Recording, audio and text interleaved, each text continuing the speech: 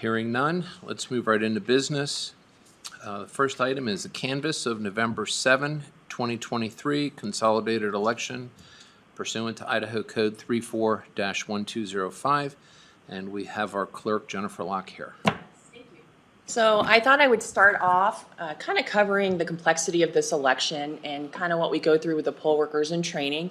So Jonathan has on the screen what we handed out to every judge and poll worker. We had about 350 poll workers this election, and we're very thankful for their service. Not only do they go through about a 2.5 hour training, they basically work a 14-hour day on election day.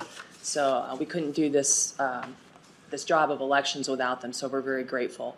So digging into what we handed out and the complexity of this election, you can see here, based on where people live, where they pay taxes, and then we had the school trustee zones. You have to reside within the school trustee zone to vote on that, the different ballot styles amongst each precinct. So we had some precincts that had 6 ballots, 5 ballots, 4 ballot types, 3, 2, and I think we had about 16 that had 1 ballot style. Is it 16? Yeah. 16. So we'll just scroll down there, Jonathan, so people can see the different ballot styles that people had. And then on the next page, we'll go into what these codes mean and what people actually, where they lived, got to vote on.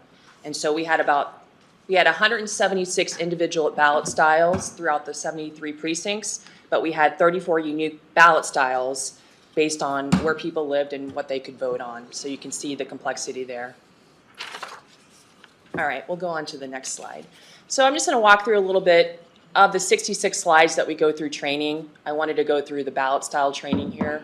So this is a packet we present to every poll worker in training, and we also print it out and hand it to them and ask them to bring this packet with them on election day. So go ahead and scroll down, Jonathan, on that one. So on this one, you can see when we get the ballots from the printers, we count every ballot and inspect them, and then we put them in the ballot box with our color folders to break down the individual ballot styles for the poll workers, seal them up, have an accounting page in there, and they're ready for election day.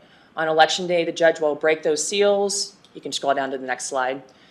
Record them in the ballot accounting page, and you can see when we hand out each style of ballot, we tell them the amounts on the page there. They're supposed to write down on their accounting page what amount they have for each ballot style, and that's recorded in the morning. And then go ahead with the next slide. So for me, the most important job, particularly in these complex election years on the odd year elections, because there's so many different ballot styles and splits among one precinct, is going to be the issuing clerk, the person that issues the ballot to the voter. So we say attention to detail on this. We tell them to help count with the judge the ballots, record the counts on the accounting page, and then place those ballots in the color folders that we give them. And like I said, multiple ballot styles were in majority of those precincts. We ask them to familiarize themselves with the ballot styles of the precinct before handing anything out. And the biggest thing is confirm with the voter the ballot style on the printed receipt that comes from the poll book and the printer to make sure they're handing out the right ballot. And obviously handing one ballot at a time too. And then here is an example of our ballot here. And so you can see, we cover in detail, you can see the printed ticket that comes out after we check in a voter in the poll book. And you can see the 308R, we ask them to match on the upper right-hand corner to the ballot style with the voter that they are getting the correct ballot from there. And then here are the folders. We came up with this concept about 2 or 3 years ago with one of our judges that's been with us forever. She used to use these on election day, and so we decided to go forward and have these folders so it would make it a little more easier for the poll workers to make sure that they are accounting and making sure that they're handing out the right ballot there. So here's an example of matching those ballot styles with the color folders and separating them out from there. And then we talked about the splits. Here again shows the amount of splits that each precinct had. And then in the training, again, we covered the ballot style charts of the different amount of ballot styles that each precinct would be having that election day. All right, and now we're going to go into the abstract and narrative. Thank you, Clerk Locke. So, Commissioners, you should have been given in your packet, and also I've placed at your I don't even know, are they your desks, I guess? At your desks there, a copy of the abstract, and then also there's a copy of the narrative in there. I want to walk through the narrative, and then I'll talk about a couple numbers specifically on the abstract.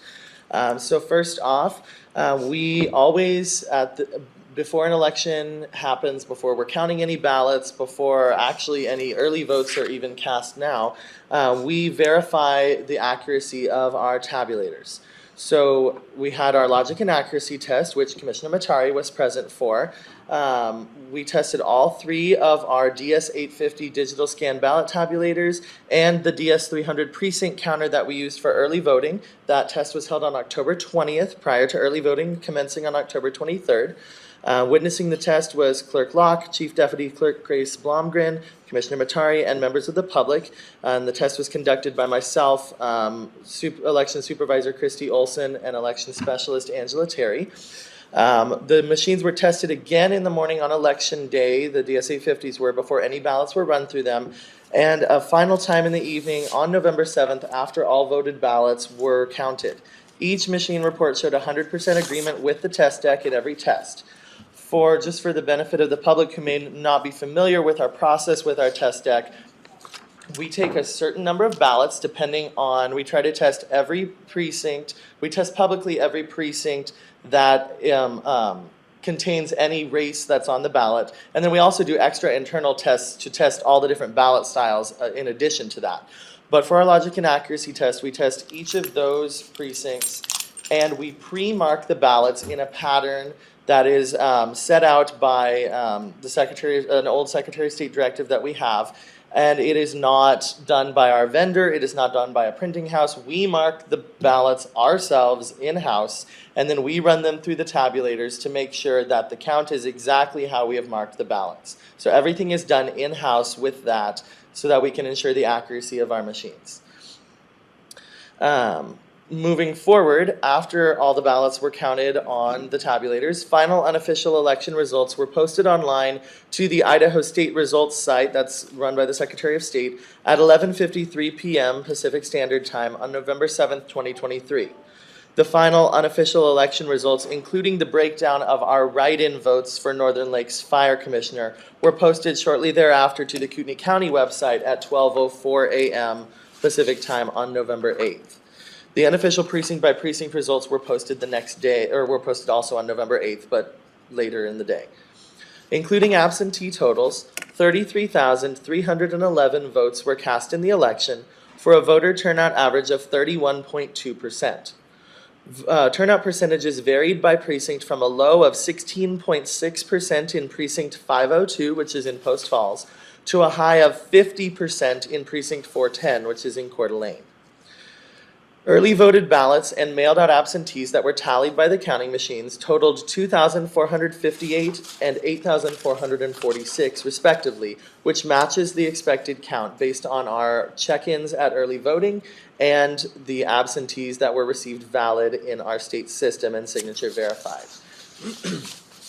Absentee ballots are run through the tabulator by precinct and then by batch in order to be able to track the exact count of ballots that we have received. So prior to the week of the election, we receive absentees, we signature verify them. All the valid ones are separated by precinct and stored so that when they're opened out of their envelopes the day before the election and then run through the tabulator on election day, we know the exact count we should have for each of those precincts. Then any ballots received on Monday or on election day itself are received in batches so that we know in each batch how many ballots should be opened and then should be counted. And we line those all up. Let me see here.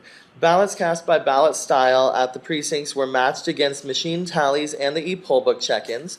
There were small discrepancies on election day in precincts as addressed below, which I will get to here in just a minute. I want to talk briefly about our staff and our poll workers. During early voting, staff, temps, and poll workers used ballot on demand to print voters' ballots and used a DS300 precinct counter to receive and count the ballots. We had 2,458 ballots cast, with additional ballots spoiled by voters and reissued. Staff members performed at a high level on the DS850 tabulation machines on election day and night, processing ballots efficiently and properly. The DS300 precinct counter, new tabulation software, and the new EMS reporting system decreased the time needed to process the ballots. I want to take a moment here to thank the commissioners for allowing us this budget year to purchase that 300 and the new software. It greatly did enhance our ability to get results processed in an efficient manner this election, so thank you very much. Adjudicating the write-in candidates delayed the posting of the final results by 45 minutes. The timeline for adjudicating write-ins will be revisited for future elections. However, it is fair to state that the new system of adjudication greatly decreased the time for those write-ins to be tallied. Now let's move into our poll worker performance section. Of 22,407 Election Day ballots cast, 99.84% had zero ballot issuance errors. 66 of the 73 precincts had zero ballot issuing errors. Jennifer already went over the different ballot styles that different precincts had, so I won't read every single precinct's ballot styles here, but suffice it to say that all but 16 of our precincts did have multiple ballot styles, and many of them had 3 or more ballots, so it was a very complex election for our poll workers. The following precincts made balloting errors on Election Day. Precinct 302 was issuing all voters a ballot style Q prior to approximately 10:45 a.m. Upon investigation, it was determined that a poll worker working as the e-poll book clerk had directed the issuing clerk to only give out that ballot style. County Clerk Jennifer Locke provided additional direction to the poll workers, immediately sent out an election staff member to the precinct to assist in the conduct of the polling place, who I will add stayed there the remainder of the day until the polling place closed and helped bring back the supplies, and dismissed the e-poll book clerk.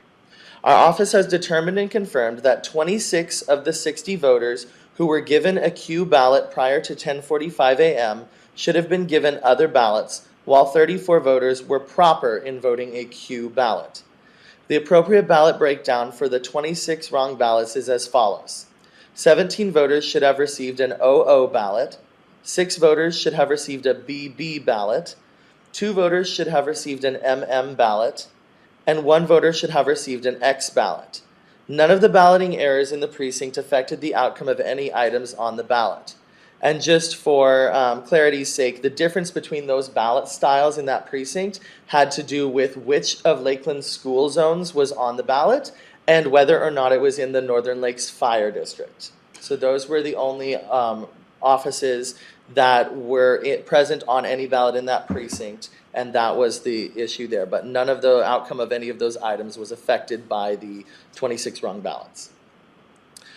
Precinct 305 gave out 1 extra NN ballot. They did have 2 blank NN ballots cast, so while we can't obviously draw a full conclusion from that, it is possible a blank one stuck to the back of another ballot. Unfortunately, there's no way for us to know that for sure. Precinct 311 gave 1 voter a U ballot instead of the OO ballot the voter was eligible to vote. That was their only balloting error. Precinct 316 had 1 fewer M ballots cast than given out and checked into the e-poll book. It is presumed from everything that we can determine from our math and our check-ins that a voter left the polling place with their ballot. That's the only real conclusion we can draw from that. The number of ballots handed out and the number of e-poll book check-ins lined up, there was just 1 fewer put into the ballot box. And we went through and we recounted the number of ballots run through the tabulator to ensure that everything had been run through, and it was exactly the count for that precinct that had been checked, or that had been listed as tallied by the tabulator on election night, which was 1 fewer than the check-ins. Precinct 510 gave 1 voter a P ballot instead of the AA ballot the voter was eligible to vote. Precinct 515 gave out 2 extra P ballots and 1 extra AA ballot. However, upon further research, it was determined that during a power outage experienced by this location, 2 voters signed the e-poll book and then the check-in was abandoned rather than completed. These voters are marked off in the receiving log as having voted and cast a ballot in the box, thus providing reasonable proof that they cast a ballot. This accounts for 1 of the extra P ballots and for the extra AA ballot. In addition to this, there was a blank P ballot cast in the precinct. Precinct 521 gave one voter a Y ballot instead of the K ballot the voter was eligible to vote. And Precinct 522 gave out one extra K ballot, and they did have 3 blank K ballots cast. Moving on to Election Day and early voting registrations. Of 925 early voting and Election Day registrations, there were 111 missing items on registration cards. Some registration cards contain multiple missing items. The errors made are described as follows. Missing residence time in Idaho, 31. Missing gender, 24. Missing an answer to the question, are you at least 18 years old on Election Day, 21. Missing the answer to the question, do you have any legal disqualifications, 8. Missing date of birth, 8. Missing a registration card entirely, 6. Missing driver's license or the last 4 of the social, 5. Missing answer to the are you a U.S. citizen question, 4. And missing signature, 4. Correspondence is sent by our office after each election to voters in order to complete major missing information on registration cards. It is worth noting that each of these voters still had to provide acceptable photo ID and acceptable proof of residency pursuant to Idaho code. And in many cases, some of this information was recorded in the e-poll book if they were a new voter. However, unfortunately, we need the physical registration card fully filled out in order to be able to fully accept it by state requirements. And so therefore, we list all the things missing on the registration form, regardless of if the data was entered in the e-poll book. Precinct 311 and Precinct 420 each had one voter leave after checking in without voting their ballot, having only wanted to register and not to vote. Both ballots were spoiled in the e-poll book and ended up in the spoiled envelope instead of the ballot box. So they're tracked fully properly through the system. Some unusual factors in this election. Precincts 401 and 402 had a fire alarm go off at 1:43 p.m. at their polling location. The judge and poll workers evacuated the room, taking the ballot boxes outside with them. Upon re-entry to the voting area at 1:56 p.m., the judge spoiled and reissued 3 live ballots that had been left during the evacuation for Precinct 402. 2 voters who were checked in at Precinct 401 had not been given ballots yet, and so they were issued ballots upon returning to the voting area. Precincts 515 and 516 at Ponderosa Elementary School lost power shortly after 6 p.m., as did Precinct 509 at American Legion. A call from our office to Avista confirmed the outages were related. All 3 precincts continued to operate, using e-poll books to check in voters, and provided battery-powered lighting as available. Portable generators were delivered to these locations during the 6 p.m. hour to assist with the functioning of elections equipment. And once again, I would like to thank the board for including our 4 portable generators in our budget this year because they came in handy immediately. I didn't expect that we would need to use them, especially not this soon, but I'm glad we had them. As referenced earlier in the canvass, while the poll workers at Precinct 521 correctly issued ballots to 99.75% of Election Day voters, 1 voter received the incorrect ballot style. This voter received a Y ballot instead of a K ballot, which allowed the voter the ability to cast a vote on the Micah Kidd Island fire base budget question. The question needed 2/3 approval in order to pass, and it received the support of exactly 2/3 of votes cast. While we cannot determine if this voter cast a vote on the question, or if so, how they voted, their vote may have impacted the outcome of this ballot question. There was an overvote and an undervote among the Election Day ballots cast for ballot style 521Y, and I feel it's important to note that because we do not know, again, if this voter was a vote in favor, a vote against, the overvote, or an undervote. There's no way for us to tell that. Due to the potential impact on the result of the question, Clerk Locke, in consultation with the Secretary of State's office, is asking for judicial review of the election for Micah Kidd Island Fire District pursuant to Idaho Code 34-220, and that will be filed within the coming weeks. Yes, within 28 days of the election. Yes. The outcome of the Micah Kidd Island Fire Protection District base budget question was the only outcome of any item on any ballot at this election that was potentially affected by a balloting error. And with that, I'd like to briefly go into the abstract just for a couple things here because it is important that I go into the actual results of the election, not just me spewing on about them. So you can see on the first page of your abstract the voting statistics throughout the county. Again, we had that range everywhere from 16.6% to 50% turnout, and it definitely varied broadly by region and precinct. We have the results here for the various different cities. City of Athol had a mayoral race on the ballot, a three-way race. City of Coeur d'Alene had 3 council seats on the ballot. City of Dalton Gardens had 2 council seats on the ballot. That was a vote for 2 question. City of Fernand Lake Village had 2 council seats on the ballot. City of Harrison had a vote for 3, which I found to be one of the more interesting ones on the ballot, as there were 8 candidates running for the 3 seats. City of Hayden had a mayoral race and a council seat 3 on the ballot. The City of Post Falls had 3 council seats on the ballot. The City of Rathdrum had their mayoral race and 1 council seat, seat 2, on the ballot. And then the City of Spirit Lake, our final city in here, had a vote for 2 council seats on the ballot, where there were 6 candidates running. And then moving into the school districts, you can see one thing I think is super important that Clerk Locke already highlighted. People have to reside within their trustee zone in order to vote for that trustee. And you can see within the areas of our county that there were school trustees up. You can see the various different precincts by the school district that had a trustee zone up and which seat it was up. So I think that's really good to note that only those people in those areas can vote for that.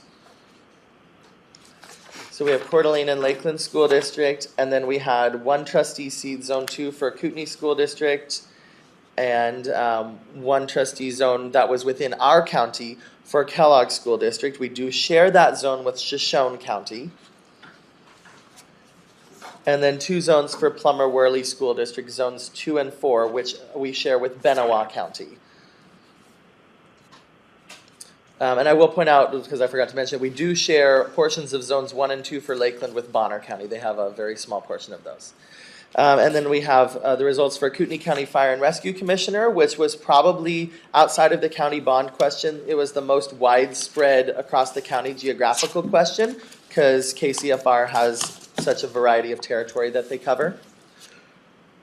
And then we had the write-ins for Northern Lakes Fire Protection District. I will point out on this, in Idaho, you have to file as an actual write-in candidate by a deadline in order to be a valid write-in for people to vote for. We had 2 candidates do that for this Commissioner Subdistrict 2, which is why we had it appearing on the ballot. Dawn Ann Trim received 101 write-in votes. Zach Hamilton received 228 write-in votes. There were 1,151 write-ins that were what we call unassigned, meaning they were not a valid write-in. We saw dozens of different names, everything from actual people to Smokey the Bear and Mickey Mouse. But those are not valid candidates. So it's only among the valid candidates that the votes count and the victor is decided. And then we have that ballot question for Micah-Kidd Island Fire Protection District, which, as I mentioned, was exactly 2/3 of votes in favor and 1/3 of votes against. The City of Harrison had a ballot question that needed 60% to approval. It got far more than that. Kellogg Joint School District had a supplemental levy, which again we share with Shoshone County. So in our county, it did pass the 50% threshold. I cannot speak to Shoshone County's results because I do not know if they have canvassed or not yet. And then we had our countywide open space bond, which needed 2/3 approval and did not receive that. So with that, if there are, I will mention one more thing, and then if you have any questions, we're both happy to answer anything you may have. There's one more paper in your packet there. It's the absentee received not valid count. We always like to go over this just so people understand the reasons absentees end up not counting when they send them back in. So we had 385 total absentees that were not valid. Of this, I think it's super important to note 286 of these arrived after Election Day. The vast majority of these arrived after Election Day and cannot be counted because we're not Washington where they can be postmarked and received up to a week later. Then we had 77 that were rejected for signatures not matching. 14 that signed each other's ballots, so it's couples or family members that we can tell signed each other's ballots. 5 that had not yet met the full requirements of state law to be registered with their proper ID and proof of residency. 2 that did not sign their ballot at all, and 1 that was spoiled by the voter and resent, and then they sent it back in. So we can't count it when they have us spoil it and resend a ballot. If the first one then gets sent in, we can't count that one. We can only count the one that's active. And I'll point out that in addition to these, we did have many voters come in and satisfy or complete the requirements of their ballot, so they could have re-signed in front of us if their signature didn't match, could have provided that ID or residency if they had not yet finished that requirement for registration, different things like that. So with that, any questions that you all may have? Any questions, Commissioner Brooks? No questions, but I'll say you all have taken a very complex function here and done an amazing job, as you usually, I've never seen you do anything other than that. So thank you to the clerk's office and thank you, Asa. Thank you. Commissioner Duncan? Nothing for me, thank you. Okay, well, clearly you take a very complex logistical challenge and you make it as easy as you can. And so good job. Thank you. And it's a critical function. If the county does one thing right, it should do elections right and proper and accurate. And you guys succeed. Thank you. Thank you. So, public comment? Jonathan? No? Okay, the time is 9:57. Oh, Motion to accept the results of the I'm canvas. sorry. It's an action item here. Oh, We need a motion to accept the canvas I move that we accept the canvas. for November 7th, 2023 consolidated election. I second the motion. Bill Brooks. Aye. Chair Pro Tem Matari. Aye. Chair Duncan. Aye. Okay, no public comment. So it is 9:58, meeting adjourned. Thank you.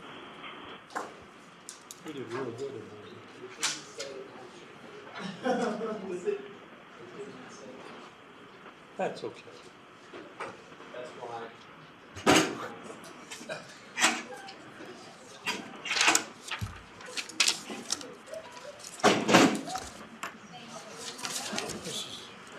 The HR man, right? Yeah. Oh my gosh. This is where we get our money. Oh my gosh. It's true.